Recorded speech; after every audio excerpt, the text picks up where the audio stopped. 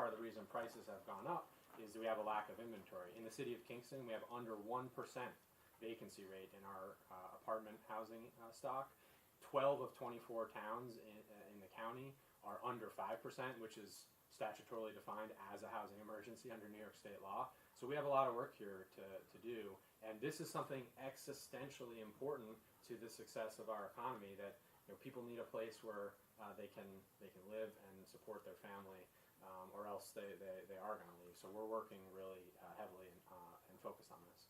And that's interesting when you talk about the need for more housing inventory, because what we're seeing in communities across the region, across the state, and actually across the country, is that a lot of properties that would either A, be sold, or B, be turned into rental properties are being used instead as Airbnbs. Right. Now, there are towns that are passing laws about that, but do you see the county as playing a bigger role in that? Do you think the county should play a bigger role in that? And if you do, what is that role?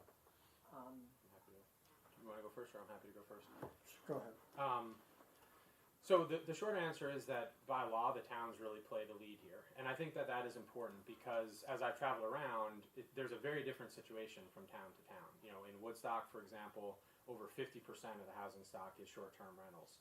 In Gardner, it's more like 11 or 12%, and it varies across the county. So I don't think there's a one-size-fits-all approach to this. But I do see a role, and we're stepping up our role as a county in helping each town navigate this. So our planning department is working closely to review each town's legislation and help them think through the right principles here. The big worry that I have is you have big, in many cases, corporate entities coming in and buying up multiple properties and effectively running businesses, but doing it sort of under the guise of, we're just running a short-term rental.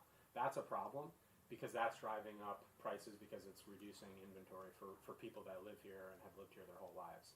So that's why Woodstock passed their law. They're the first town in the county to do so. And I think they did a really good job, not just in the law, but in how they approached it. They had a fulsome, extensive community process to get input from everybody.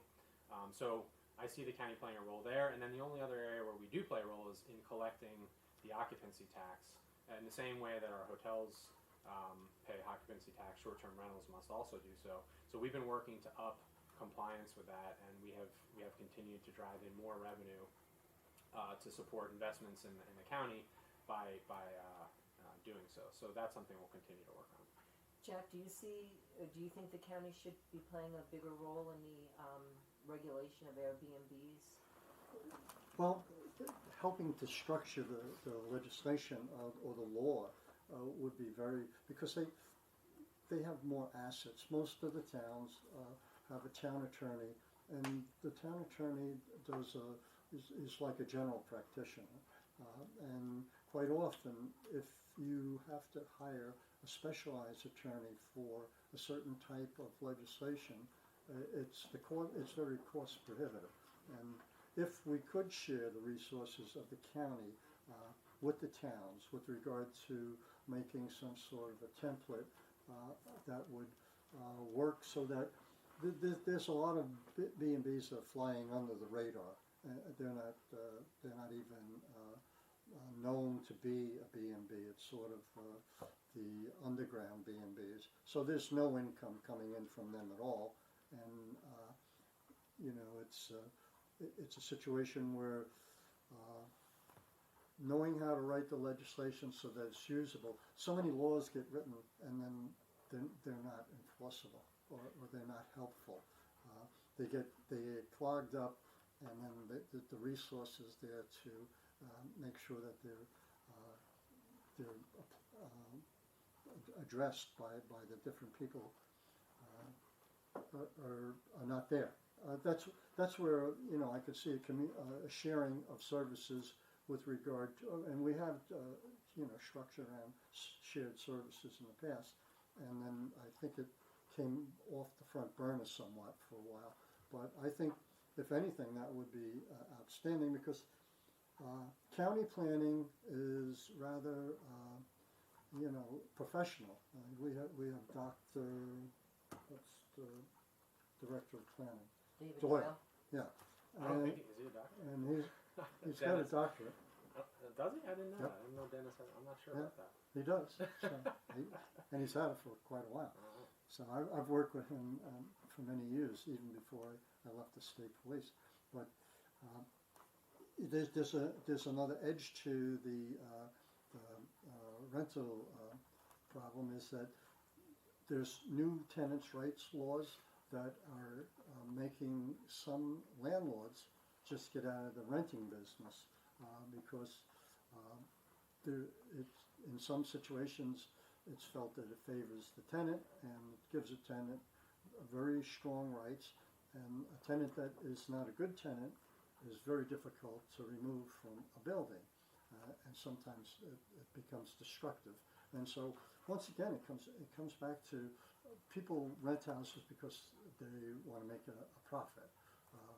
Governments invest in low-income housing to serve a need. So there's got to be some sort of a cooperative effort if we're going to meet both ends. Can I just correct one point on the Airbnb piece? I think it's important that folks know that we actually have invested as a county in software that helps us understand exactly where every single short-term rental is in the county, so that we can make sure we've upped our compliance with collecting those revenues. And that's, to your point on shared services, something that the county invested in that we provide to any town that wants. So we invest in gathering that information so I can then give each supervisor and town board a list of this is every short-term rental in your area, just so you're aware. So that's one of the many areas where we are doing shared services. And I have reinvigorated our shared services council and process. We'll be submitting an extensive plan by the end of this calendar year. And our goal is to significantly up the revenues that way. So folks understand this is a really important opportunity where if we can show New York State that we, by towns and counties cooperating with each other, save each other money, the state will actually match those savings. So that's new revenue that we can capture, and that's an area that we've been very focused on, an area that my innovation team, under the leadership of Tim Wiedemann, is focused on really ramping back up that shared services, which is very important.